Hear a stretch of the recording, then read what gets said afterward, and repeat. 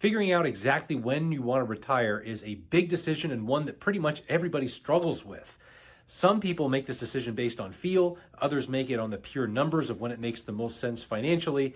Oftentimes, there's no right or wrong answer. You just do it when it makes sense for you and your family. Well, in this video, we're going to cover 3 pretty compelling reasons that you might want to wait at least a year before stepping into retirement.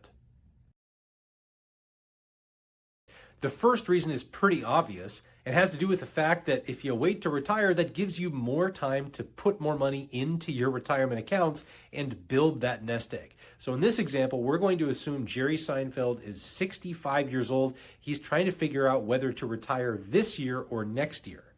So we're going to assume here that Jerry is 65 years old. He's trying to decide whether to retire at the end of this year or hang around for one extra year, wait till the end of next year. Now, obviously, if he waits to the end of next year, that gives him another 12 months to put money into the 401k at work and potentially collect another match or some kind of employer contribution. The longer he waits, the more time he gives his investment portfolio, his nest egg, to grow from investment growth, the more he can put into it. And as you can see, his net worth benefits from that long term. The second reason makes a whole lot of sense, but it might be a little bit less obvious. And that's that if you wait a year to retire, that's simply one less year that you're going to need to rely on your savings to pay those future expenses, right? So if you retire at like 40, you're one of these financial independence, retire early people, you're relying on future investment growth to pay your expenses 20, 30, 40 years from now. And that can be a little bit precarious in some situations. The shorter your time span, the less risk you're taking. So if initially we're planning for a 30-year retirement, well, obviously, if you wait a year to retire, now we're only planning on 29 years, and that helps the math quite a bit. Now, Jerry looks like he's in pretty good shape here at the outset. He might not need to wait a year to retire. You can see that his portfolio assets appear to be going up if he gets average returns every single year, which obviously is quite a stretch. But from a cash flow perspective, if he stops working and then he waits until his full retirement age to collect Social Security, that means that between now and then, he'll need to pay his expenses by taking money out of his accounts. And we're assuming that he's spending about $100,000 a year. So he takes money out of his accounts until he files for Social Security. That's what this dark blue component is.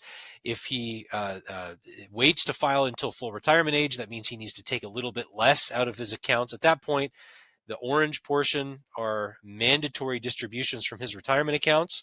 So obviously, if he waits to retire for 1 year, he has 1 year more of income coming in, 1 year where he's contributing to his 401k, and 1 fewer year where he's taking it out. And if he's younger than his full retirement age at retirement, that might be pretty beneficial because he needs to take less out of his accounts every year to make ends meet once those Social Security checks start coming in. And if he can minimize the number of years where he's exclusively paying his expenses from his own assets, that goes to strengthen the whole thing. And you can see here, total portfolio assets left at the end of the timeline when he's at 95 are up to 3.9 million. Initially, it was a little bit less than that, closer to 3.1, because these differences compound over time. Third reason you might want to wait to retire, at least for a year or so, has to do with your Social Security benefits. As you probably know, your Social Security benefits are based on how much you've paid into the system through FICA and payroll tax while you were working. And when it's time to file for benefits, the Social Security Administration takes a look at all your history, all the money that you've paid into the system since the beginning of time, and then they adjust all that information for inflation and take the average of the highest 35 years.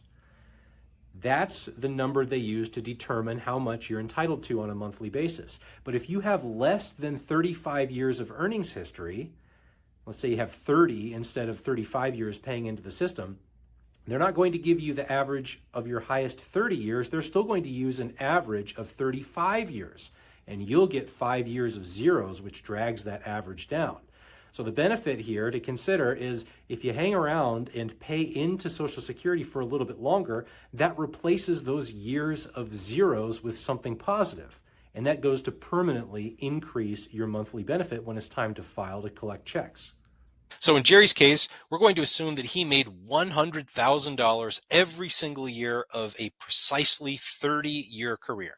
That's not adjusted for inflation. That's just 100 grand every year for the last 30 years.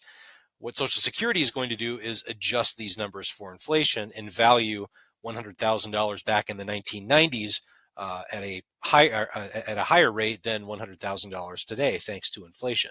But just to start, let's assume that Jerry just made an even 100 grand every year of his 30-year career.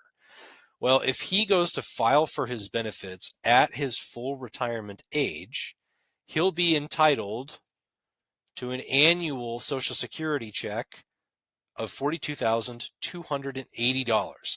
Now, he's not getting one check every single year. He's getting this amount divided by 12 on a monthly basis every single month, right? Well, if Jerry just hangs on for one more year, and in 2025 he earns another $100,000, that's going to go to impact his benefit. Because now he has 31 years of earnings history. His average over the 35-year period has gone up from $42,280 to $42,804. So this is a way to increase your benefit. Now, another thing to consider here too is even if you have 35 years of earnings history, if you work another year, you can potentially replace some of those lower earnings years, perhaps in the beginning of your career, with a higher earnings years now that you're making a little bit more money. So there are a couple different ways to increase your benefits. That's one of them. The other way is to wait to file for your benefits. The Social Security Administration uses all of this information here to determine what's called your primary insurance amount.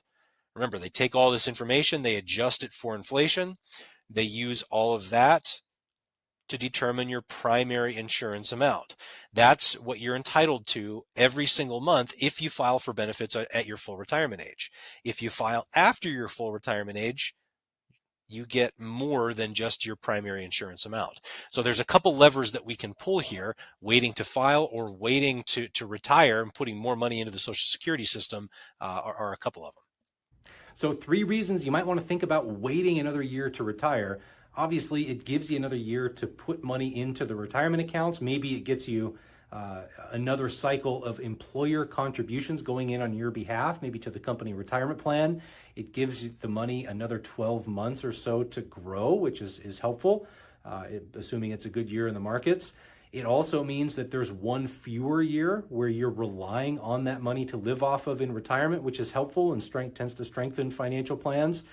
And it gives you another year to bump up your Social Security benefits, either by replacing a year of zeros with something positive, if you have fewer than 35 years paying into the system, or potentially replace lower numbers from earlier in your career with something higher now that you're making a little bit more money. None of these 3 components on their own is going to move mountains for your retirement plan, but taken together, they tend to be kind of powerful.